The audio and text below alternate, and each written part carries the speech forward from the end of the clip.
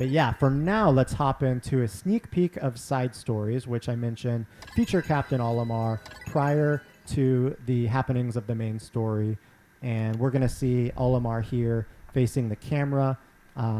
Sort of the background of this is that Captain Olimar, the company he works for, is in debt yet again back on his home planet. And his boss is sending him here looking for treasure to help the company get out of debt.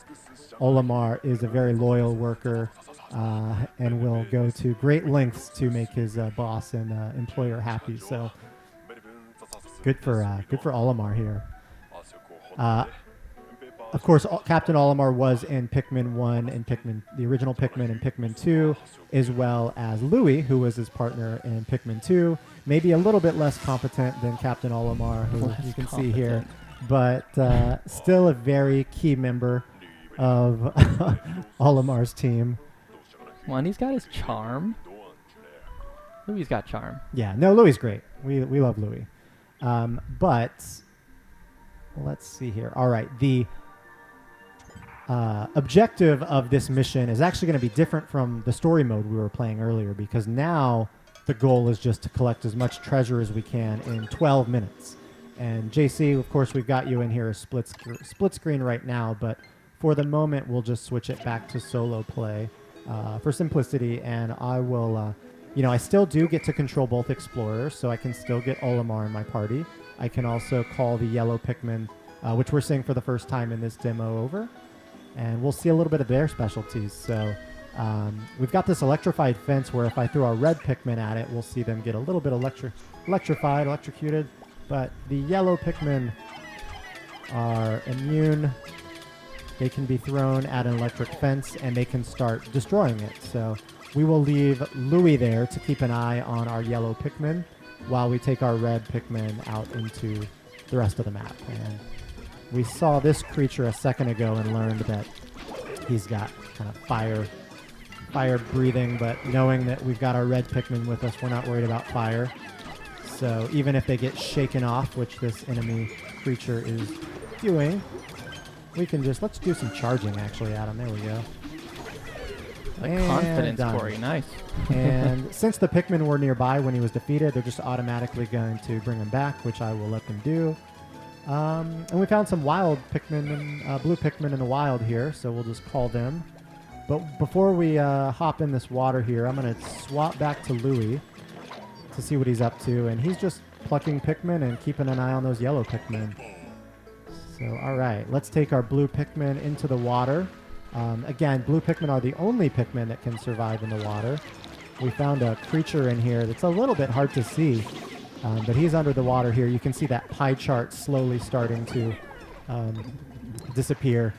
And this number 5 is actually the amount of gold treasure, gold nuggets here.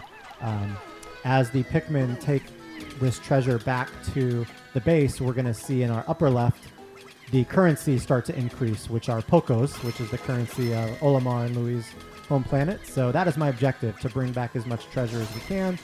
Looks like the yellow fence is almost done, but not quite. So we will... we lost some Pikmin somewhere. What happened? Oh, no! That sound, Corey. I was not as smart as I could have been, and I lost some Pikmin because there's this creature down here that is electric that I believe either electrocuted my blue Pikmin or maybe ate them, but maybe both. Take them out. Yeah, maybe both. Yeah. I can still throw blue Pikmin at him, but once he starts to generate electricity, you want to get away. All right. I think we've got him. The blue Pikmin. All right, they're bringing him back. Great. Let's head back here with him. Actually, Louis got control of that, so I'm just going to take control of Olimar, and maybe Olimar can find some more Pikmin on the stage. You know, I also noticed that you're walking by a couple of different fruit and stuff like that, and I also want to point out the different ways you can kind of think about a map, because from my perspective, if you have a large number of Pikmin, that really is a defining factor of how much you can grab, because a large piece of fruit or a large item that requires a lot, if it's farther away from your base, you're not only going to need to have the number to carry that item. But if you find something on the way back, you're going to need enough to, like if you want spur of the moment just to go pick it up, you're going to need to also have enough Pikmin to pick up that item as well. So I always try to memorize like where items are, what did I see, where did I pass it, is there anything else en route that I could probably take the next time I come back. And so it also creates a really interesting kind of play mechanic where I'm kind of thinking about how could I do this better, right? It's like I did it in this order last time. I'm gonna try this. I'm gonna try this map one more time, and I know I can get more out of it. I know I missed that. I missed this. So lots of replay value here. And I can already tell you, replay value. I've already made multiple mistakes that I would not have wanted to do, such as losing those blue Pikmin early. So if I played this again, there would have been things I would have done differently. But while I've got these Pikmin bringing back grapes, I'm gonna switch back to Louis here, just to make sure that I always want to have my Pikmin doing something in this mode, because again, you want to create that high score and get as much treasure as you can. So, all right, we've got this gold nuggets going, and looks like these Pikmin are still working on the grapes. Keep an eye on them. All right, let's go back to base, because there might just be some idle Pikmin at base waiting for their next order, which there are. Let's take them out for their next adventure. Give them purpose, Corey. Ooh, and pluck some more Pikmin. All right, while Pikmin are being plucked, it's always a good idea to switch to your other explorer. All right. Because you can't, while they're being plucked, there's not really much else that those guys can be doing. So, all right. Got another creature here whose weakness is actually on his back because he's got this shell on the front. Let's see if we can just charge. Oh no. That didn't go as planned. Oh no. We didn't see that. No, let's just get away from that. Oh man, that not all sound. Pikmin, not all creatures are actually small though. Even though we bailed out of that battle, and that creature was quite small, there are some creatures that are much more intimidating and large that you'll come across. This one included, which, yeah, let's get away from those guys.